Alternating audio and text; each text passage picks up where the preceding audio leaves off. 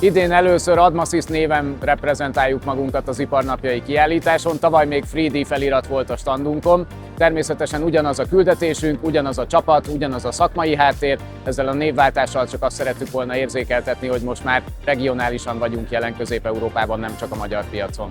A kiállításon a teljes 3D nyomtatási munkafolyamatra koncentráltunk, tehát nem csak egy adott gépet szeretnénk bemutatni, hanem hogyan lesz akár egy minta alkatrészből egy kisebb szériában sorozatgyártható modell.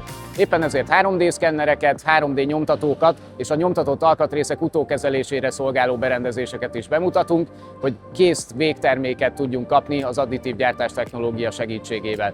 Ebben a legnagyobb szerepe a szelektív lézerszinterezéses nyomtatási eljárásnak van, amely a legtermelékenyebb és a legközelebb áll mondjuk egy fröccsöntött alkatrész felületi minőségéhez, de hogyha a végső tökéletes felületet szeretnénk elérni, akkor a kész nyomatokat még vegyszeres polírozás során finomítjuk.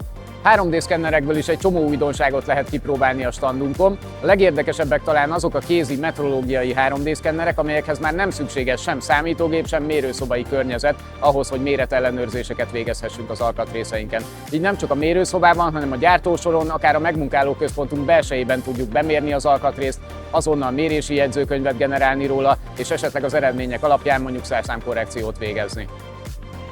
We see a growing demand for the large format additive manufacturing, as we see a pressure in the market for the manufacturer to manufacture the large parts, more customized parts, much faster at a lower cost. We cover the large scope of industrial applications, and we cover a large scope of materials as well. And definitely we would like to keep on bringing added value to the industrial segment. ADMASYS Group represents us in different regions. For example, in the Czech Republic, Slovakia and Hungary. They offer a high level of support, so it's all about the people, and ADMASYS have excellent people.